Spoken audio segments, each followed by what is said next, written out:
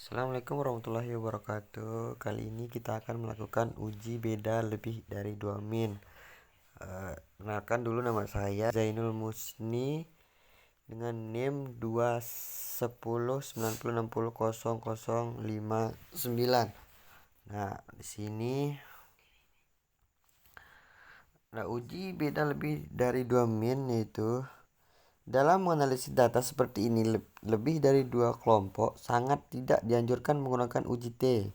Kelemahan menggunakan uji T adalah: pertama, kita melakukan pengujian berulang kali sesuai kombinasi yang mungkin. Kedua, bila melakukan uji berulang akan meningkatkan inflasi nilai A, artinya akan meningkatkan peluang hasil yang keliru. Perubahan inflasi nilai A sebesar sama dengan 1 dikurang 1 IN. Untuk mengatasi masalah tersebut, maka uji statistik yang dianjurkan, uji yang tepat dalam menganalisis beda lebih dari 2 min adalah uji ANOVA atau uji P. Nah, prinsip uji ANOVA adalah melakukan telaah variabilitas data menjadi dua sumber variasi, yaitu variasi dalam kelompok within dan variasi antar kelompok between.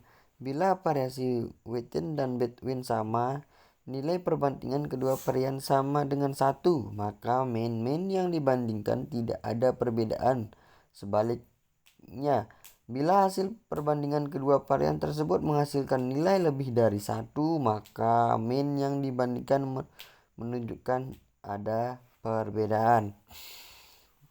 Analisis varian ANOVA mempunyai dua jenis, yaitu analisis varian 1 faktor one way dan analisis 2 faktor two way. One way ANOVA yaitu uji ANOVA 1 faktor atau satu arah. One way analysis of varian, analisis varian satu jalan, perbedaan min 3 atau lebih kelompok dengan satu faktor. Nah, inilah contoh penerapan one way ANOVA. Perbedaan pemahaman studi dasar rombel 1, rombel 2, dan rombel 3. Di sini adalah yang dimaksud satu faktor, yaitu pemahaman mata kuliah statistika dasar dengan variabelnya, yaitu rombel 1, rombel 2, dan rombel 3. Ini adalah dimaksud dengan varian adalah 1, 2, dan 3. Syarat atau asumsi uji one way ANOVA. Sampel penelitian berasal dari kelompok yang independen. Variabel faktor bersifat data kategori dan data berdistribusi normal atau uji normalitas. Dan varian antar kelompok harus homogen atau uji homogenitas. Nah, penentuan skor P tabel 1 menentukan DIKAN atau DP1 jumlah kelompok data 1 dan DIKAL atau DP2 jumlah data dikurangi 3. Contoh perbedaan pemahaman statistika dasar antara rombel 1, rombel 2, dan rombel 3. Mahasiswa semester 4 ilmu gizi, jumlah kelompok 3, jumlah sampelnya itu adalah 30. Dan setiap 10 tiap rombel DP3 dikurang 3 dan dikurang 1 dan dikurangi 2, dan DF2 yaitu 30 dikurangi 3 dan dikurangi 27, maka diperoleh skor P tabel sebesar 3,35. Nah, dan juga di sini bisa dilakukan menggunakan MS Excel dan ketikkan fin P 0,05 dan 27 lalu tekan enter, maka hasilnya akan muncul di MS Excel. Nah, dan selanjutnya uji hipotesis pada one way ANOVA. Membandingkan signifikan hitung dengan signifikansi yang telah ditetapkan. Ketentuan dikatakan ada perbedaan yang signifikan jika HO ditolak. Hitung lebih kecil dibandingkan signifikansi 0,05. Membandingkan hitung dengan p-table, ketentuan dikatakan ada perbedaan yang signifikan jika HO ditolak. Di sini p hitung lebih besar dibandingkan p-table atau p hitung lebih kecil dibandingkan p-table. Nah, selanjutnya ini adalah langkah-langkah pengambilan keputusan uji one way ANOVA. 1. Uji normalitas atau Zero Will. Dengan pengambilan keputusan, jika skor signifikan hitung lebih besar dibandingkan signifikan 0,05, maka data berdistribusi normal. Dan B, jika skor signifikan hitung lebih kecil dibandingkan 0,5, maka data berkontribusi tidak normal. Nah, langkah-langkah dan pengambilan keputusan uji one way ANOVA untuk uji homogenitas. Jika skor sig hitung lebih besar dibandingkan 0,05, maka varian dikatakan homogen atau sama atau sejenis. Dan B, jika skor signifikan hitung lebih kecil dibandingkan 0,05, maka varian dikatakan tidak homogen atau tidak sama atau tidak sejenis. Dan langkah-langkah pengambilan keputusan uji one way ANOVA.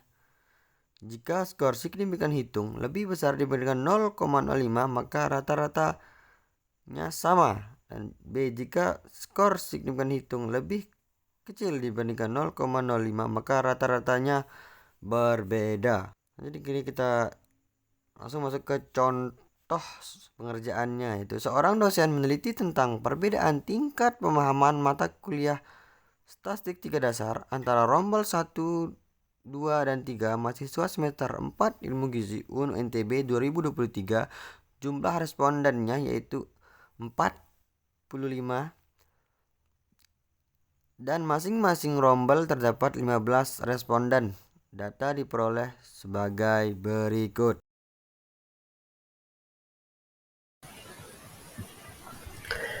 Oke, langsung masuk ke aplikasi XPSS-nya. Di sini X untuk rombel dan Y untuk nilai pemahaman, dan values di rombelnya di sini value 1 untuk rombel 1 dan value 2 untuk rombel 2 dan value 3. Di sini kita kasih label untuk rombel 3, lalu kita klik OK. Dan di measure-nya kita taruh aja nominal, dan di kolom Y atau nilai pemahamannya kita taruh scale. Nah, langsung kita ke data view.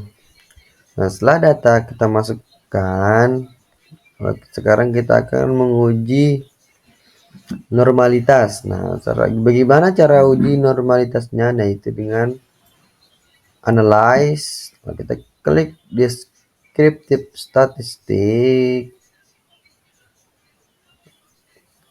lalu ke explore. Nah, di sini rombelnya kita masukkan ke faktor list dan nilai pemahamannya kita masukkan ke dependent list. Nah, kita klik plot. Di plotnya kita jangan lupa untuk mencentang normality plot with test. So, klik continue. Setelah itu klik OK. Nah, di sini akan muncul hasil normality-nya. Nah, di sini kan ini ada test of normality.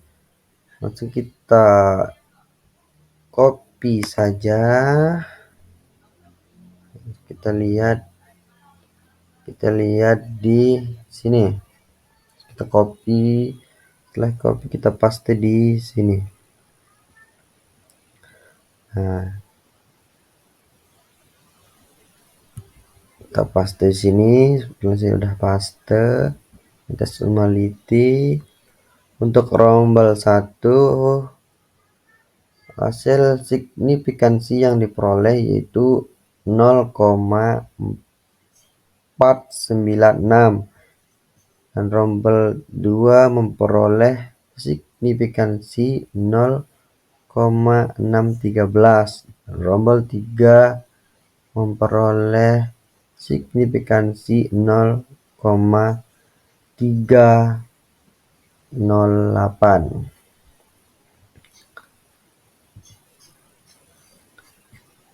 Nah, uji normalitas berdasarkan output SPSS pada tabel test of normality diperoleh skor signifikansi sebesar untuk rombel 1 0,496, rombel 2 0,613 dan rombel 3 0,308. Karena semua rombel memiliki skor signifikansi lebih dari 0,05, maka semua data berdistribusi normal, sehingga asumsi normalitas dalam uji one way ANOVA terpenuhi.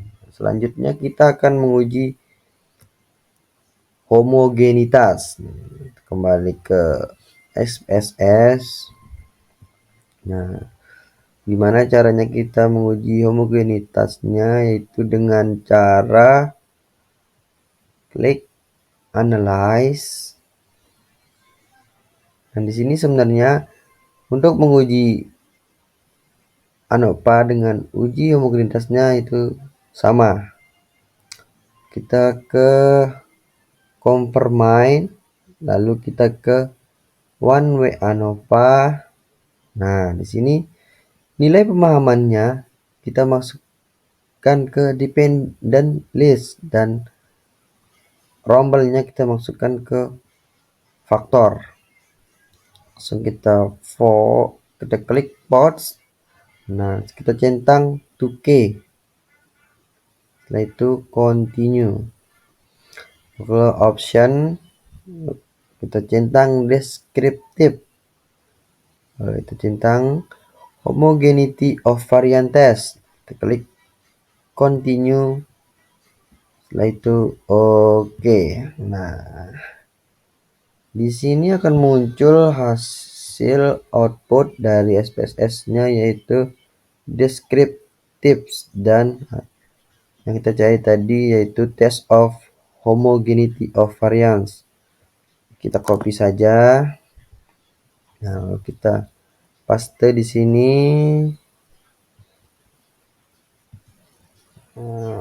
Nah, ini dia.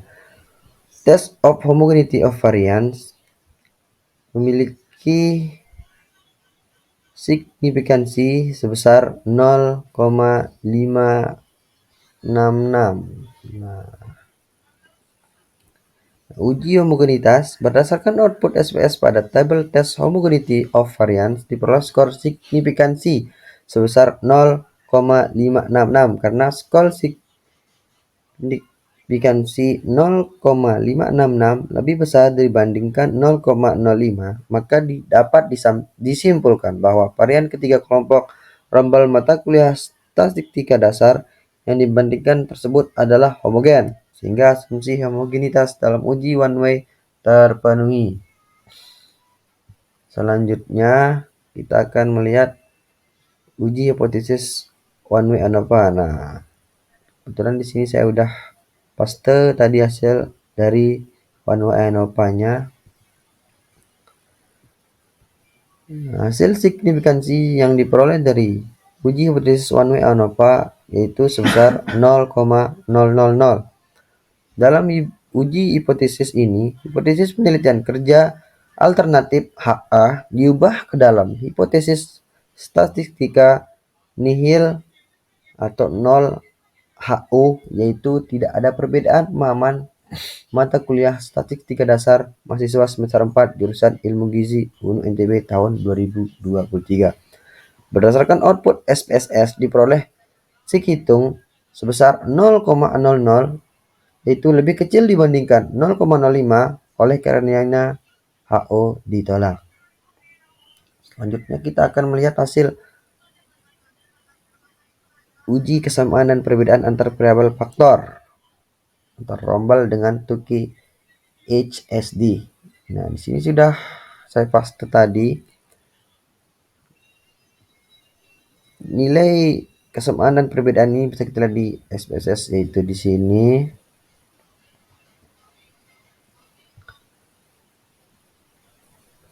Nah, di sini dia. Di sini. Nah, bisa kita copy di sini, lalu kita masukkan ke sini. Sini saya sudah paste. Nah, berdasarkan hasil kesamaan dan perbedaan antar variabel faktor, yaitu rombel 2 dan rombel 1 memiliki kesamaan karena sama-sama berada di subset pertama.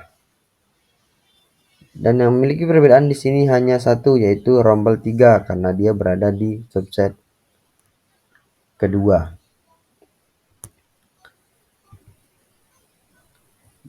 Berdasarkan output SPSS dengan analisis homogeneous subset pada tabel 2K HSD, pada subset pertama terdapat data pemahaman rombel 2 dan rombel 1. Dapat diinterpretasikan bahwa rata-rata pemahaman kedua rombel tersebut tidak memiliki perbedaan yang signifikan. Dengan arti lain, yaitu keduanya adalah sama. Sedangkan subset kedua terdapat rombel 3, dapat diinterpretasikan bahwa rata-rata pemahaman rombel ini memiliki perbedaan yang signifikan terhadap rombel lainnya. Nah, setelah itu kita kesimpulkan.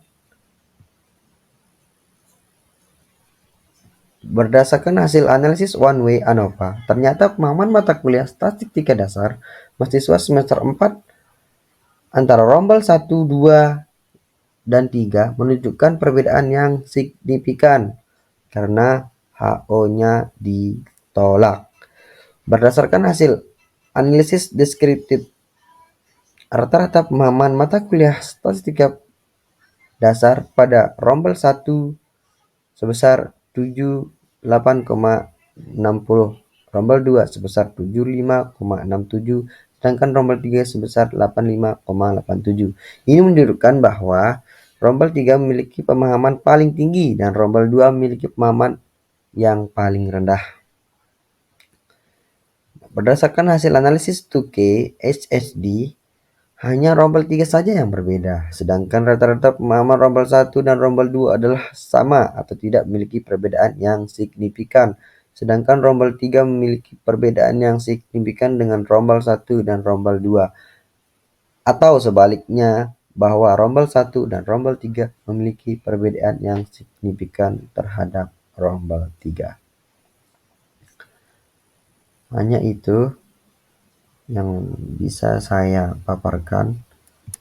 Wallahul muwaffiq ila aqwamit thoriq. Wassalamualaikum warahmatullahi wabarakatuh.